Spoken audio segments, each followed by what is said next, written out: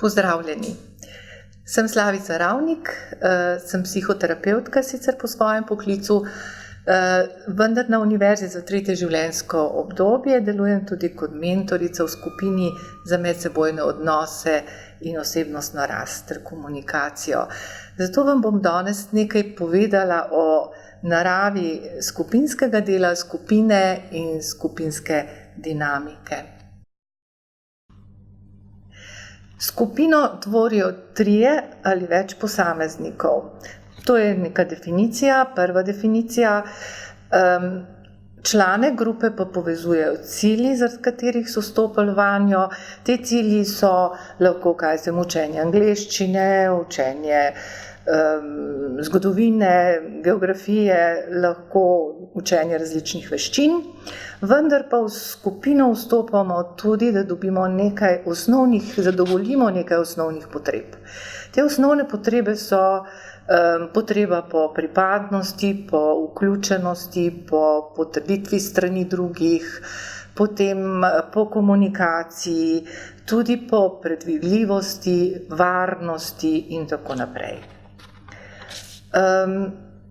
V grupi se odvija ta, oziroma skupina, rečemo bolj po slovensko, dinamika, ki jo pa opredelimo kot skupinsko aktivnost. To pomeni, da nekaj skupaj počnemo, se učimo jezika, to so tudi potem delovne naloge, in pa skupinski proces, potem pa razumemo odnose, ko se med seboj člani ukvarjajo tudi sami s seboj, kaj se dogaja med posameznimi člani. In tu ločimo medosebne odnose, to pomeni strpnost, signali sprejemanja, potem pa tudi komunikacijo, ki je izrednega pomena, kar pomeni, da znamo slišati, poslušati se med seboj, da znamo izraziti svoje mnenje. Tisto, kar nekaj skupaj delamo, kar sem prej omenila, to pomeni učenje direktno, to so stabilni elementi v skupini.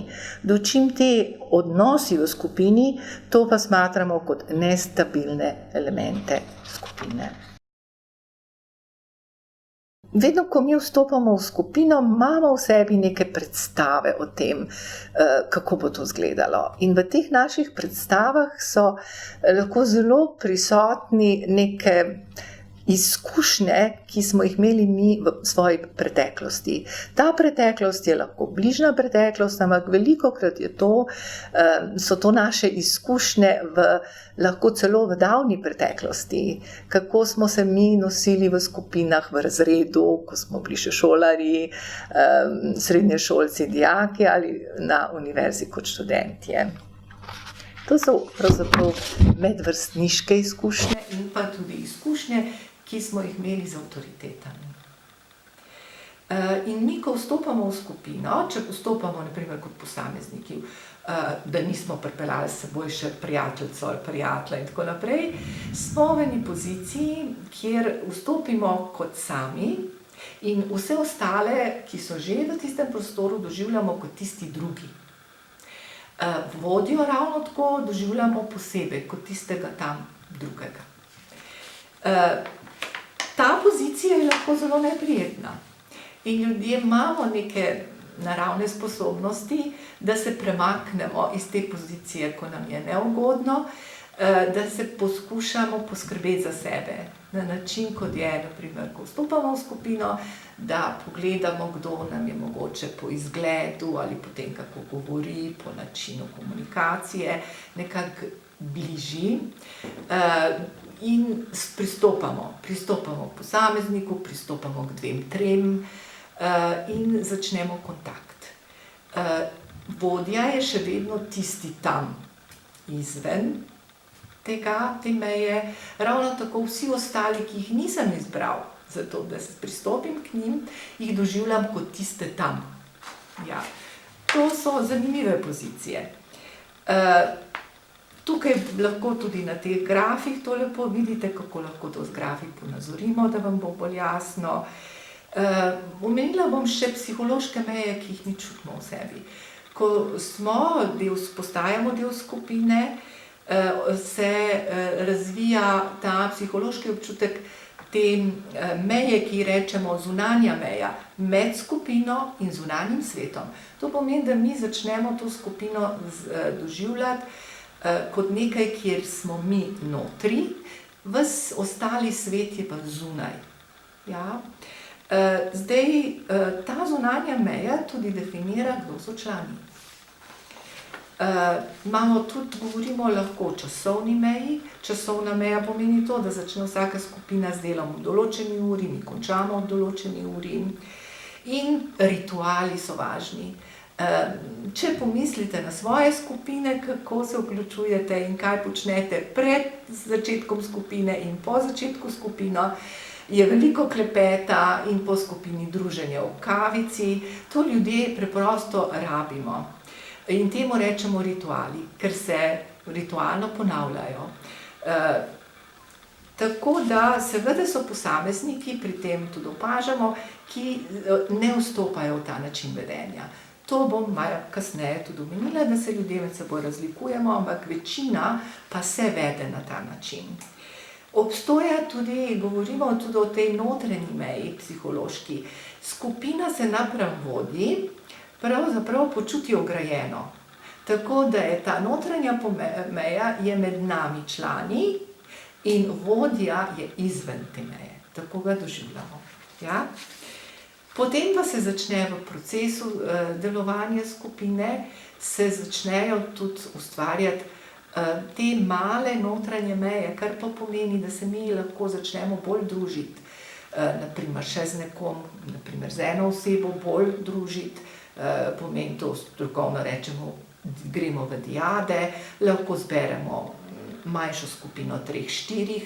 Skratka, tukaj se dogaja to, da potem mi s posameznimi člani začutimo in si želimo ustvarjati večjo bližino. In to so tudi že pogoji, da se ustvarjajo konflikti lahko v skupini. Zdaj bomo nekaj spregovorili o pojmu projekcije, ki se lahko izrazito dogaja v trenutkih, ko smo mi prisotni v skupini in se družimo z ostalimi člani. Te projekcije pomenijo preprosto to, da se v naših občutkih in občutenju dejansko pojavljajo neka emocionalna stanja, ki imajo povezavo z našo preteklostjo, z našimi izkušnjami, ki smo jih imeli nekoč, tako kot sem povedala, lahko z vrstniki in z avtoritetami. In tako tudi govorimo o 3 vrstah projekcij. Mi lahko govorimo pa o nezavednem mehanizmu. Verjetno mislim, da že kar vsi poznate to, da je en del našega delovanja ozaveščen, en velik del naše osebnosti, mišljenja, čustvovanja je pa v nezavednem delu osebnosti. To vemo že vse od Freuda naprej. 3 vrste projekcij se v glavnem pojavljajo in sicer je to ta, bi rekla, osnovni transfer. Ko govorimo o projekciji, govorimo o transferu. To je tudi pojem iz psihoanalize, dostikrat ga boste prebrali tudi kje drugje. To pomeni, da mi neke svoje izkušnje z neko avtoriteto iz preteklosti nezavedno projiciramo nad vodjo. Kot da mu nalepimo obraz nekoga iz naše preteklosti. In če je bila ta izkušnja dobra, bomo pravzaprav se mi ob vodji, danes, tukaj in zdaj, počutili odprto, sproščeno, avtentično. Če je bila pa izkušnja kakorkoli neugodna s pomembnimi avtoritetami v preteklosti, se bojo pa naši odzivi lahko ponovili, če nismo to v tej preteklosti nekaj obdelali in predelali. Tako da to je ta projekcija in potem lahko gojimo neko straho spoštovanje, lahko smo prestrašeni, lahko si ne upamo spregovoriti in tako naprej. To se potem kaže tudi v teh vedenjih, ki jih bom kasneje tudi malo razložila. Potem je pa ta delni transfer, oziroma stranski transfer, stranska projekcija, kjer projiciramo te vsebine na posameznega člana v grupi. To pomeni, da mi do nekega člana lahko, brez da bi vedeli zakaj, enostavno občutimo simpatijo. in se tudi mu lažje približamo, lažje začnemo komunikacijo z njim.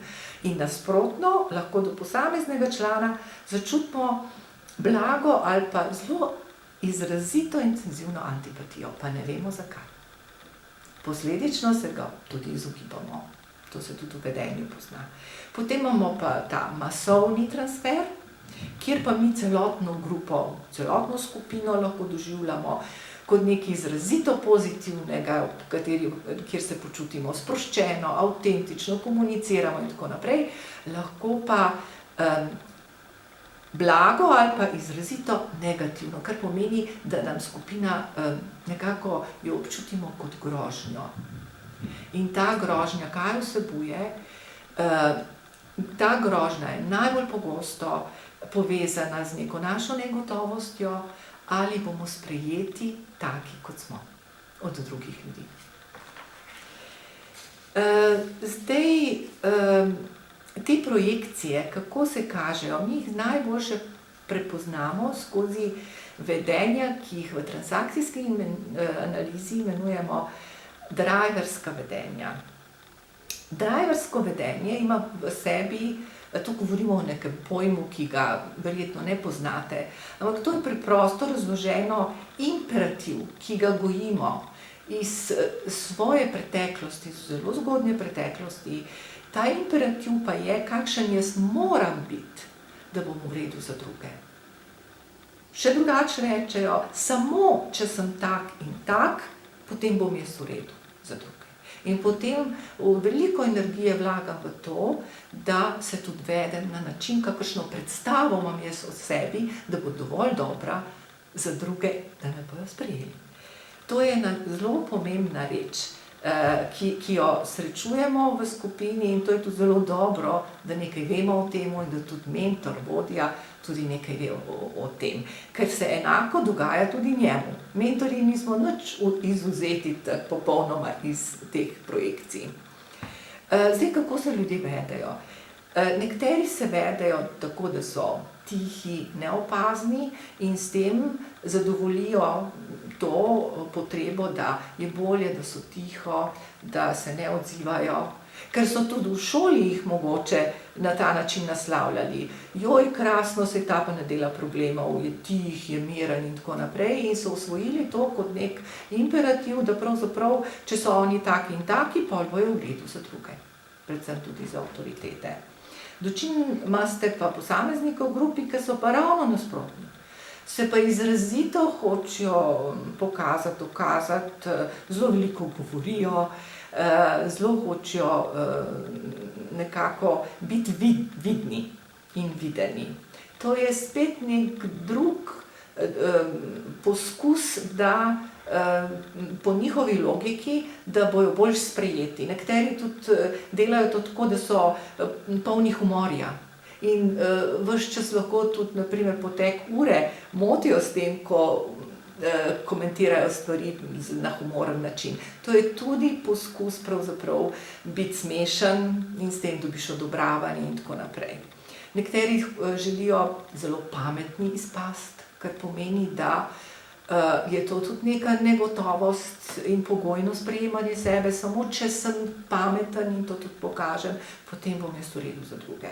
Tako da to so vse vedenja, ki se nam lahko pokažejo v skupini, in je tudi prav, da smo pozorni. Tudi kot mentorji, ker včasih so te zadeve lahko tudi toliko intenzivne, da so moteče za delo v skupini. Ja, in ko smo govorili prej o teh projekcijah, bomo zdaj tudi malo opisali posameznike, ki izstopajo lahko v enem vedenju, ki izgledajo tako, kot da ves čas uporabljajo nek način, ki je v bistvu konstanten, zelo tipičen za njih. In to so posamezniki, ki jih imenujemo, posamezniki je črna ovca v skupini ali grešni kozel. Pri takih posameznikih to vidimo v vedenju, da vedno bojo sprejeli to, da so oni neki krivi, da so oni neki za nekaj odgovorni in tako naprej. Na drugi strani imate pa nekoga, ki to tudi izrabi, ne? Ki pravzaprav projicira na drugega neko pozicijo kritičnega starša, mi temu rečemo, ki se bo ves čas naslavljal tega drugega, ki pasivno to sprejema, da je nekaj odgovoren, da je nekaj kriv. Seveda ima to zelo povezavo z našo preteklostjo, ne? Če smo mi v družini, tudi v družini naši primarni, tako vlogo imeli in jo pasivno sprejemali, potem se nam to rado ponavlja naprej, dokler ne ozavestimo teh stvari in nekaj s tem ne naredimo. Potem so posamezniki, ki delujejo kot monopolisti v skupini. Ti posamezniki se vedejo tako, kot sem prej rekla, veliko govorijo, ves čas hočejo biti nekako v centru pozornosti in hkrati se ne ozirajo na to, njim drugi člani pravzaprav niso pomembni, niti niso pomembni, kaj drugi govorijo. Tako da oni tipično ne znajo poslušati. In tle je problem tudi reakcija drugih članov. Če drugi člani pasivno to dovoljujejo in pustijo, potem pride do močnih frustracij, če ne znajo ustaviti takega člana, ki na ta način funkcionira. Tukaj je tudi vodja, mentor tisti, ki lahko zelo pomaga, če ve, za kaj se gre. Dobro je pa, da tudi ostali člani to znajo prepoznati. Tudi končno neko svojo pozicijo, da ne znajo iz te pasivne pozicije nemočnega pred nekom, ki ves čas govori in kar ne neha. Ne? Mi moramo se naučiti znati ustaviti. Seveda ne na grob način, ampak na način, ko preusmerimo pozornost, ko rečemo, tako zdaj imam pa še jaz nekaj tole zapovedati, to je pa moje mnenje in tako naprej. To je vrsta načinov, kako s tem to lahko naredimo. Potem so posamezniki, ki se vedejo kot vzporedni voditelji. To so posamezniki, ki imajo v resnici v sebi lahko hudo stisko in jim skupina kot skupina predstavlja neko grožnjo. Se v njej ne znajdejo, ne počutijo se varno in imajo neko bojazen, ali bojo sprejeti ali ne. Si oni pomagajo na ta način, da se družijo bolj z vodjem, ga več naslavljajo, ga tudi zagovarjajo pred skupino in tako naprej. To je tudi eno tako značilno vedenje. Potem imamo posameznika v skupini, ki se vede tako, bi rekla, kot šibak, tako kot, bi rekla se v narekovajih, žrtev, ki je nemočna, ki ves čas išče nekoga, da mu pomaga, ker se ne znajde, vedno nima svojega mnenja, čaka, da bo skupina rešila neke ali probleme in tako naprej. To so taki tihi posamezniki, ki pa iščejo pomoč. In potem je spet odvisno od drugih. Ali bojo se našel nekdo, ki je pa večni rešitelj, to pomeni, da bo takoj vse on namesto njega naredil in tako naprej. In s tem gremo v tako podpirajočo dvojico, kjer drugega podpirata v enem vedenju, ki pa ni zdravo. Nekaj bi rekla o vodji.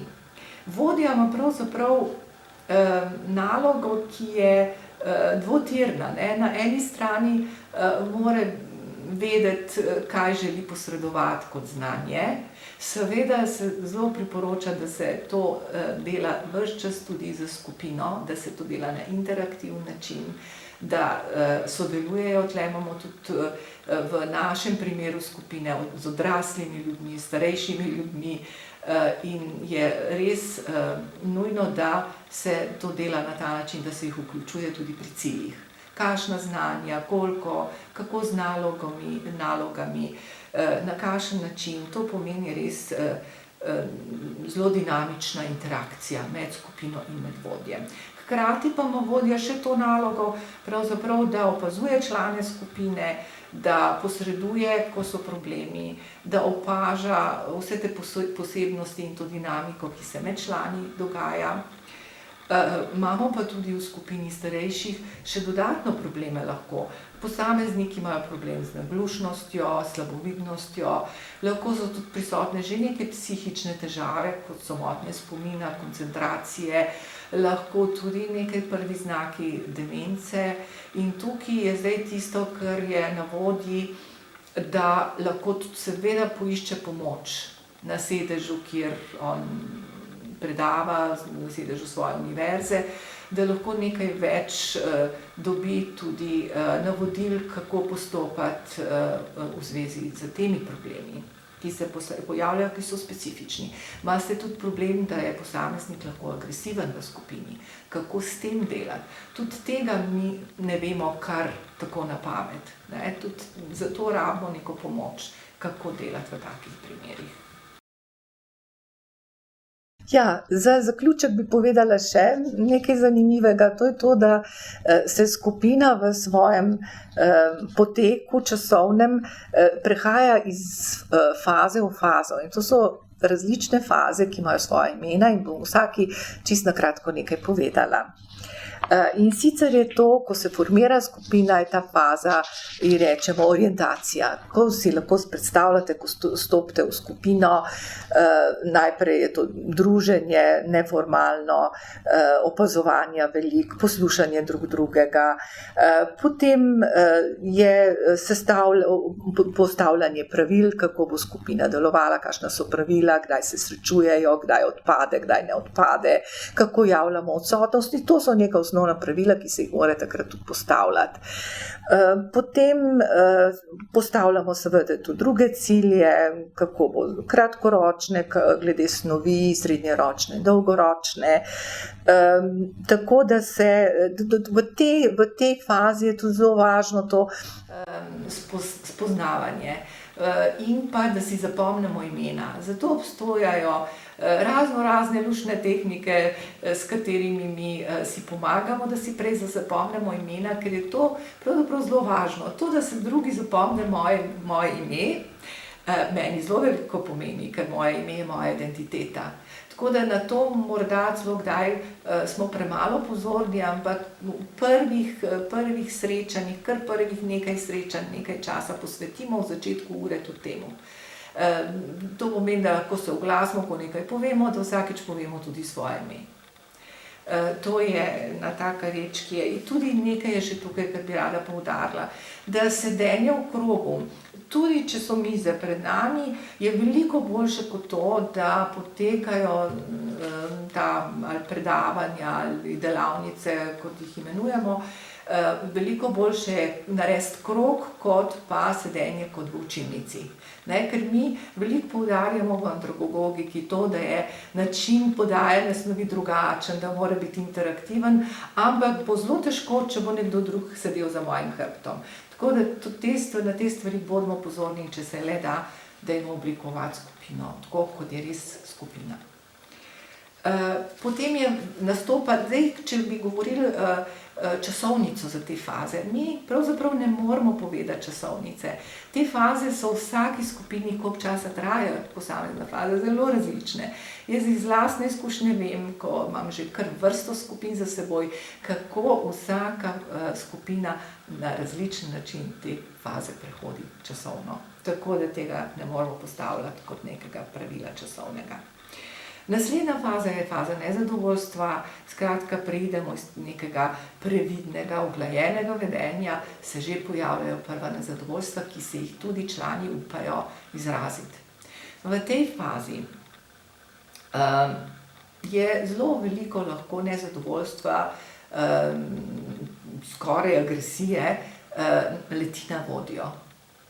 On je tisti, ki bi moral urediti neke stvari, on je tisti, ki naj bi bil odgovoren za določene stvari. In tako kot bi ponavljali neke zadeve iz naše preteklosti, ko sta mama in oče bila tista, ki sta odgovorna bila, da se neke stvari zgodijo, da se bo otrok počutil varnega, da bo imel zadovoljene določene potrebe. To je zanimivo. Tudi v odraslem obdobju se to dogaja.